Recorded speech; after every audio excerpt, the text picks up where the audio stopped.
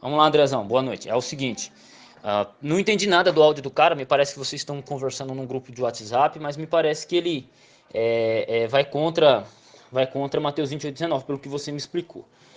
Sinceramente, eu vi só esse áudio dele aí de 1 minuto e 4, e me parece que ele não entende muito de crítica textual, sinceramente. Primeiro ele fala do códex crítico, depois ele fala do texto do códex majoritário, que não se pode se utilizar o códex majoritário. Depois ele fala que foi citado pais da igreja anteriores aos códex, e por aí vai. Tá.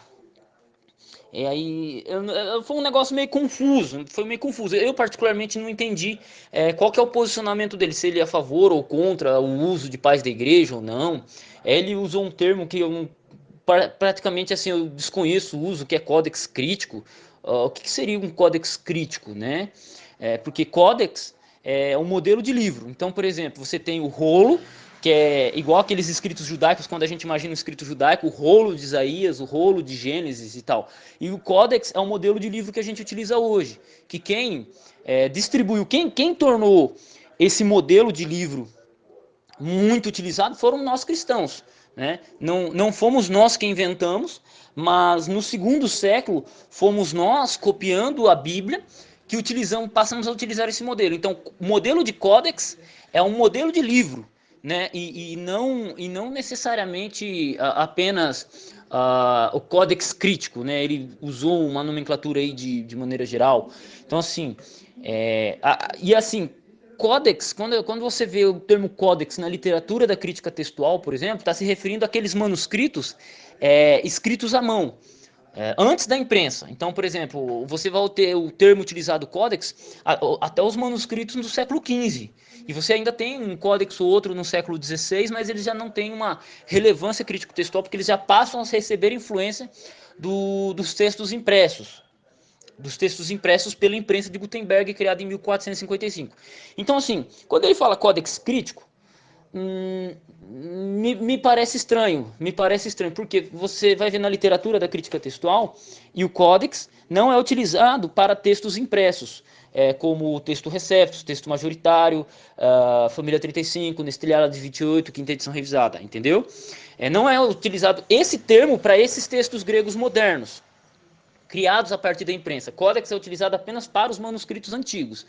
E aí ele fala de códex crítico, mas necessariamente um códex seria um manuscrito antigo, e crítico, tecnicamente, na crítica textual, você pode pegar no livro o texto do Antigo Testamento, a explicação do que o livro vai dar para texto crítico é aquele texto que é feito uma crítica. Como assim, Adolfo? Aquele texto que é feito uma crítica. Então, por exemplo, o texto Receptus. Vamos lá para a história do texto Receptus. O texto Receptus foi um texto grego que foi embasado em meia dúzia de manuscritos bizantinos do século XII, e no último capítulo ele foi retraduzido da Vulgata Latina. Isso é um texto crítico, porque foi feita uma crítica nele. O texto majoritário, ele é embasado na maioria dos manuscritos, na concordância de 80% dos manuscritos.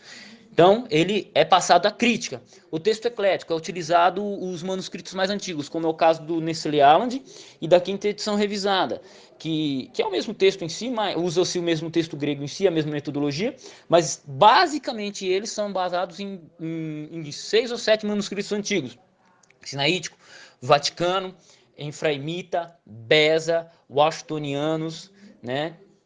Aí, e você tem outros também que influenciam, né? Então eles usado essa crítica. Então eles são chamados de texto crítico. Então texto receptus, texto majoritário, Nestle Aland de 28, Família 35 do Wilbur Piquerg são tecnicamente textos críticos, entendeu? São textos críticos. Isso é texto crítico. Códex crítico. Eu não vi essa expressão, essas duas palavras unidas em nenhum livro de crítica textual que eu li até hoje, entendeu? Então, basicamente é isso. Segundo ponto, me parece que ele foi contra o uso de pais da igreja, porque ele fala, você não pode usar os códex majoritários, né? Talvez ele esteja se referindo à maioria dos manuscritos. Bom, o fato é, Nestlé, o fato é, Mateus 28:19, ele consta em todos os manuscritos gregos que estão completos, né? Porque você tem manuscritos parciais. Todos os manuscritos gregos que vão até Mateus 28, tem Mateus 28 completo, que chegam até Mateus 28 de maneira completa, eles trazem como a Joanina. Ok? Eles trazem como a Joanina, ok? Então todos eles, não é um manuscrito que não traz, é todos eles que estão completos. Todos que estão em Mateus completo, eles trazem Mateus 28:19 de maneira completa. Isso inclui os sinaíticos, isso inclui os vaticanos. Tá, mas eles são do século IV, Adolfo. O cara aí falou de paz da igreja anterior. Só que se você pega um papiro e você analisa a evidência textual do papiro do século III, por exemplo, início do século III, eles vão ter, pelo menos um deles, vai ter um parentesco muito grande com o Códex Vaticano. Então você entende que tem o mesmo texto. Mas isso já é um assunto para outra hora, outro áudio, e seja lá o que for. Vamos lá. Aí ele faz uma crítica aos pais da igreja. Ele fala, não, você tem que ir para os pais da igreja que são anteriores. Só que, se você pega antes dos manuscritos gregos completos, né, que vão ser a partir do século IV, que é o Sinaítico, Vaticano, por isso que eles são muito citados, mas você tem outros papiros anteriores a isso, século III, século II. Só que quando você vai para evidência histórica, vamos lá, evidência histórica, Tertuliano, no século III, ano 212, alguma coisa assim, que é o início do século III, o Tertuliano ele veio no final do segundo século e início do terceiro século. Ele menciona Mateus 28 de maneira completa, início do segundo, terceiro século. Ah, Adolfo, mas essa evidência desse pai da igreja não me serve. Tá, se você pegar um outro documento histórico, que me fugiu o nome, cara, o Didaquê, se você pegar o Didaquê, ele traz Mateus 28:19. E você pode pegar na quinta edição revisada e vai lá datar o Didaquê do segundo século. Do segundo século. Então é um documento histórico do segundo século. Se você for pesquisar no Wikipédia ou pesquisar em qualquer outro lugar, vai dizer que o Didaquê foi um escrito no primeiro século, mas o documento mais antigo, segundo uma fonte confiável, que é a quinta edição revisada, se você for lá na introdução, lá vai dizer segundo século. Então você tem no segundo século e alguns historiadores colocando no primeiro século. E aí o cara vem me dizer que Mateus 28 não pode ser utilizado a maioria dos manuscritos, né? Aí ele fala dos pais da igreja, mas você tem evidência histórica dentro da manuscritologia, como Didaquê, como Tertuliano, que traz essa leitura no segundo século, né? E talvez, e possivelmente anterior. Isso está num vídeo meu, eu explico. Como é que faz? Porque a gente discutir manuscritologia é uma coisa, a gente discutir teologia é outra. Quando você começa a discutir teologia em cima da crítica textual, ou crítica textual embolada com a teologia, aí você começa a remover todos aqueles versos que vão contra a sua doutrina. Então, se eu não creio na trindade, qualquer verso que dê espaço para a trindade eu vou remover. É igual se faz com João 1, verso 1, Mateus 28:19. Ou até quando o cara é trinitariano e ele quer defender 1 João 5:7. Por exemplo, você não tem evidência manuscritológica grega nenhuma do 1 João 5:7. E temos dificuldades textuais. Aí você tem um trinitariano que defende esse texto com unhas e dentes, e você não tem evidência textual. Aí você tem uma pessoa que não defende a trindade e quer arrancar Mateus 28:19 a todo custo da Bíblia. Porque simplesmente vai contra a doutrina dele. Só que, ao contrário de 1 João 5:7, a Coma Joanina, porque são três que batizam, pá. Ao contrário da Coma Joanina, Mateus 28:19 tem atestação de pelo menos pais da igreja antigo, documentos antigos, você tem eles atestados em toda a gama, toda a massa de manuscritos gregos, entendeu?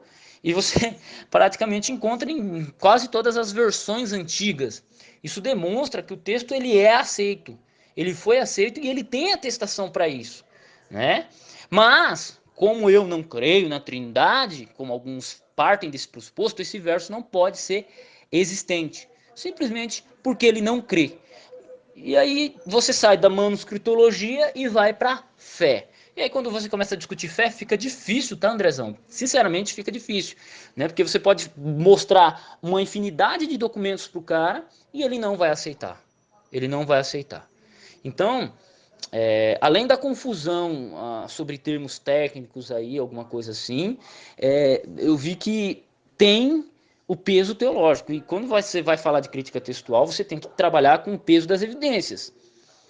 e por aí vai. Então, pais da igreja, Tertuliano, Didaquê, um documento do segundo século, atestam o texto, segundo e terceiro século. E toda a gama manuscritológica do Novo Testamento trazem o texto. E aí? Dorme com barulho desse?